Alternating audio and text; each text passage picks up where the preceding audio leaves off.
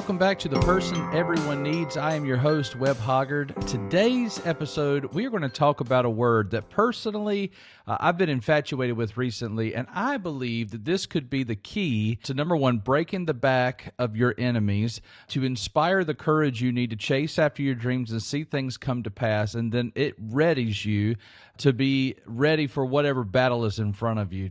I know in this word, there's victory hidden just behind this word. There is glory just behind this word. There is joy just behind this word. It encapsulates the hearts of every martyr that you've ever heard of.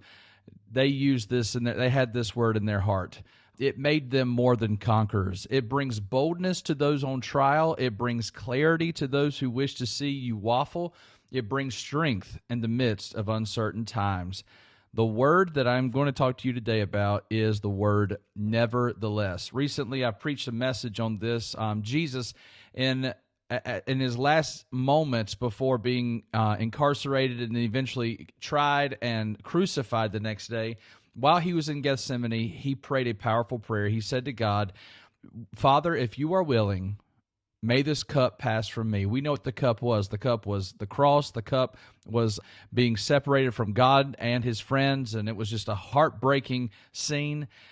He says these things, but he ends it with, "Nevertheless, not my will, but yours be done." The word nevertheless might be the most powerful word in your arsenal.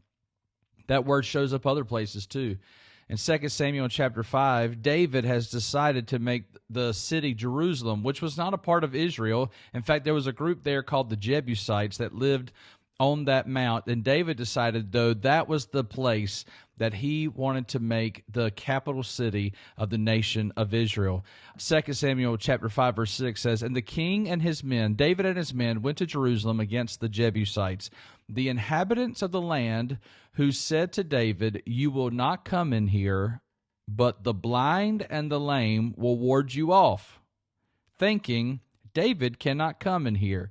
Even to this day, Jerusalem is one of the most difficult cities to overtake. It is a natural boundary line with it being on the mount. It is a difficult city to siege.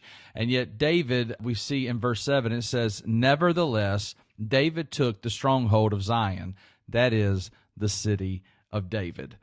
To this day, when you now say in the city of David, I know sometimes we think of Bethlehem because that's where he's from, but the Mount Zion is actually a lot of times what people consider when they think of the old city of David because he took it. Nevertheless, even though it was naturally fortified and there was no way that the Jebusites thought he had a chance, nevertheless, David took the stronghold.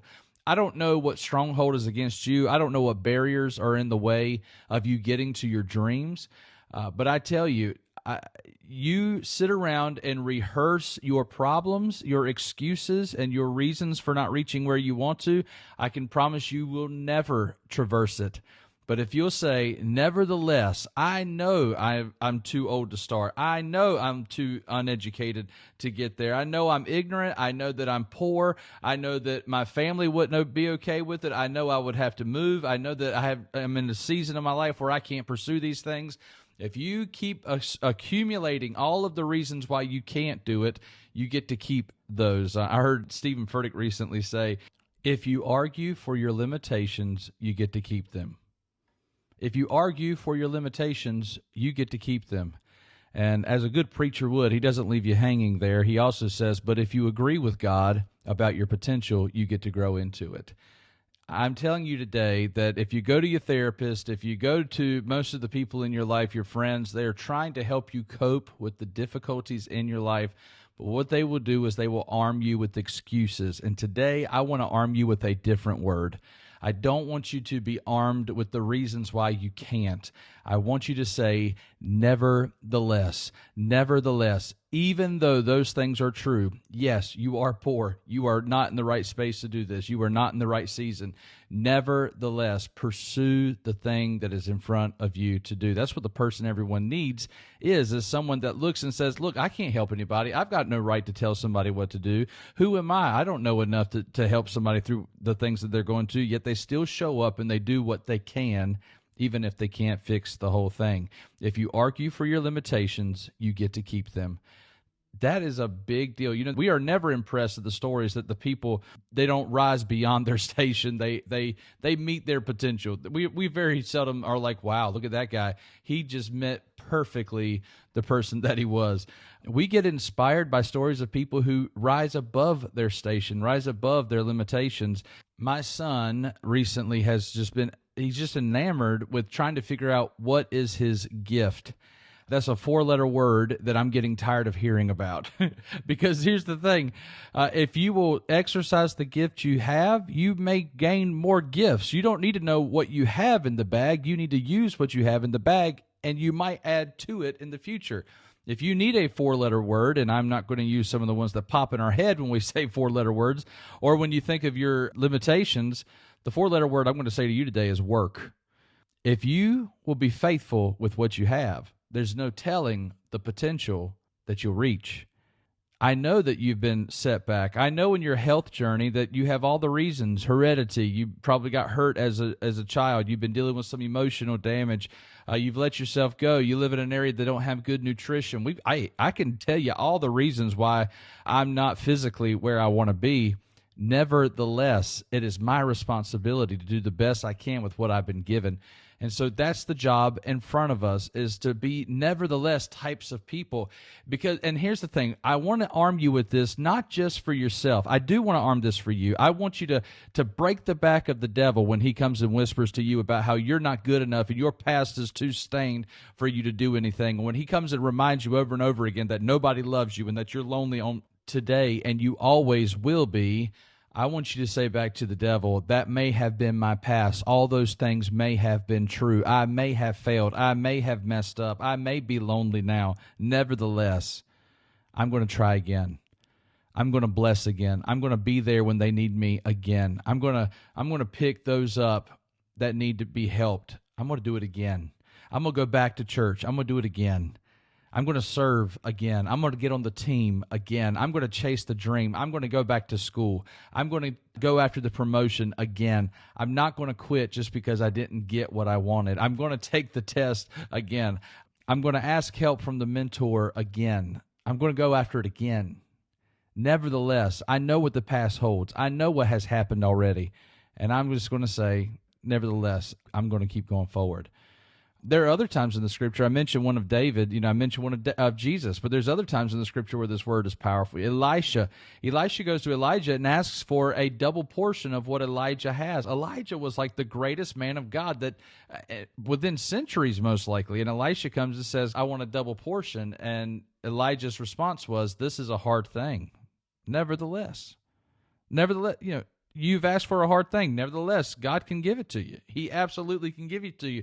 And as far as we understand in Scripture, Elisha did 14 miracles in his ministry time. Elisha did 14 miracles. Elijah, the great man of God, the great prophet, there's recorded 7 great miracles that he did. I mean, to the number, he did double what he asked for. This is a hard thing, yet nevertheless, God can do it. In Luke chapter 5, Jesus tells Peter, hey, Peter, I want you to take your boat back out and I want you to cast your nets again. They've been doing it all night. And Simon's response, he says, Master, we have toiled all night and have taken nothing. Nevertheless, at thy word, I will let down the net. Do you know something you need to be obedient to? Is there something that God has called you to that you keep saying no about? Is it time for you to change your answer from, God, I know what's best, to nevertheless, I will do whatever you tell me to do. I think I know what's best. Nevertheless, I'll do what you tell me to do. Do you need to change your tune to obedience before God? Are there inner voices within you that are telling you to quit? They keep telling you who you were. The next time you are being told the odds of success, the next time you worry about, the nation or the church or your family, say, nevertheless, I will praise him. I will serve him. I will obey him. I will chase him, and there will be victory. I know the odds are stacked against me, yet I know the one who is with me. And I say all these things to you. I know this seems maybe out of left field for a Person Everyone Needs podcast, but I'm just telling you, the person that everyone needs is someone who has a nevertheless attitude.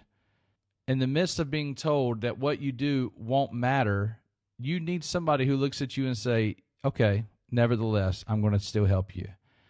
You're not going to fix it.